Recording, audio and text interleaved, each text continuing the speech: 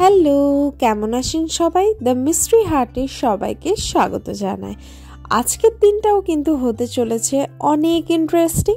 বাঙালিদের পুজো মানেই একটা বিশাল ব্যাপার, সেইখানে আবার বনেদি বাড়ির পুজো হলে তো জমেই যায়।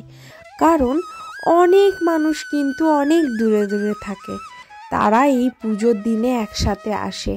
দেখতেই পাচ্ছ পুজোর এতগুলো দিন কাটাবার পর দশমীর দিনটি চলেই এলো, আর এই দশমীর দিনে কিন্তু বেশ মজা হয়। এখন হচ্ছে অপরাজিতার পূজা। তো দেখতেই পাচ্ছ এখানে সবার ঘরের কেউ না কেউ আছে, তারা নিজের নিজের ফ্যামিলির জন্য বানাচ্ছে, আবার আরও যারা থাকবে তাদের জন্যও কিন্তু বানাচ্ছে। দেখতেই পাচ্ছ এইটি এবার পুজো হবে, তারপরে সবাই হাতে পড়বে, তারপরে ঘরে নিয়ে গিয়ে রেখে দেবে। তো এগুলো বেশ এক একটা যে নিয়ম থাকে, এগুলো কিন্তু দেখার মজাই আলাদা। তো দেখতেই পাচ্ছ এখানে সমস্ত যারা যারা আছে সবাই কিন্তু এখানে দাঁড়িয়ে আছেন, আর এইটার এবার পুজো হবে। পুরোহিত মশাই মন্ত্র বলবেন।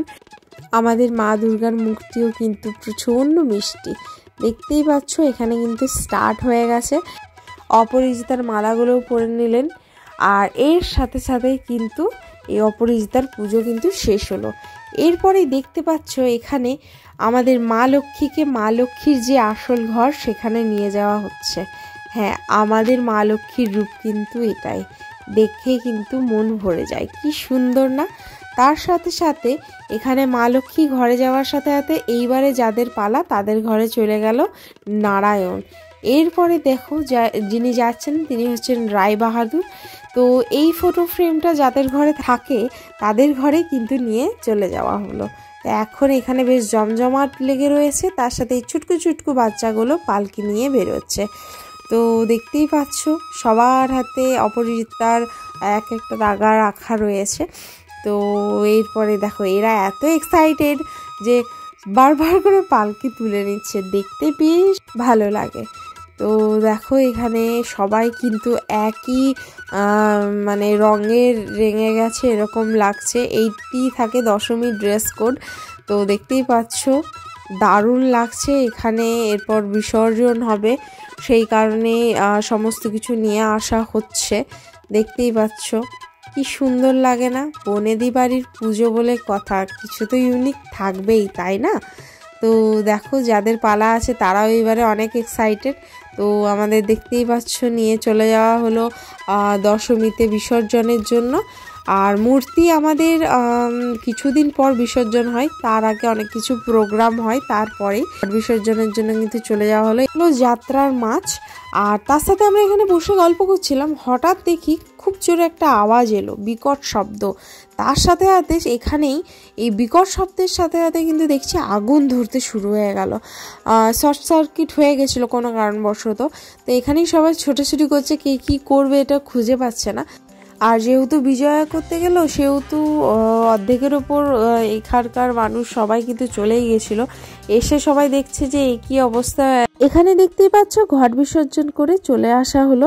তো এখন যখন এইখানে ঘট বিসর্জন করে আনা হলো, এরপরে আস্তে আস্তে এই পালকির মধ্যে যা আছে সব গোছ করে সমস্ত কিছু রেখে যাদের পালা তাদের মাথায় নিয়ে তাদের বাড়িতে গিয়ে ঢুকবে। দেখতে পাচ্ছ এখানে কত মজা হচ্ছে, ঢাক বাজছে।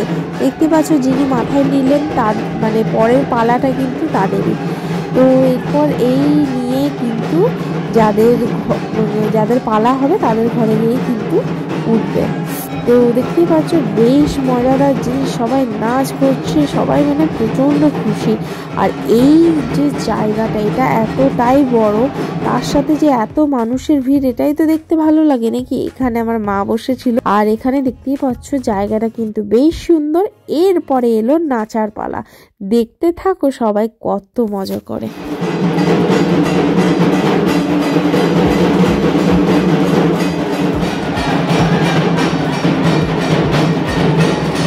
দশমীর দিন এইভাবে সবাইকে নাচ করতে দেখে বেশ সুন্দর লাগছে, আর মনটাও অনেক ভালো লাগছে।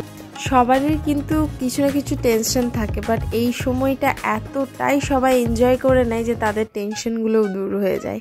তো দেখতেই পাচ্ছ এখন সিঁদুর খেলা স্টার্ট হয়ে গেছে। সবাই সবাইকে সিঁদুর লাগায়, এত সুন্দর লাগে। মুখার্জি বাড়ির ড্রেস কোডের জন্য তো ইউনিক লাগে, তার সাথে সাথে যখন এইভাবে সিঁদুর খেলা হয় তখন তাদের মুখটাও আরও সুন্দর হয়ে যায়। আমরা সারা বছর ধরে এই দিনটার জন্য অপেক্ষা করে থাকি। দিন গুনতে গুনতেই পুজো চলেও আসে, আবার পুজো চলেও যায়, বোঝাই যায় না। তাই আমরা সবাই বলি যে আসবে আসবেই ভালো, যেই এলো সেই চলে যায়। কারণ আমরা এতটাই ব্যস্ত হয়ে পড়ি, বোঝা যায় না যে দিনগুলো কিভাবে কেটে যাচ্ছে।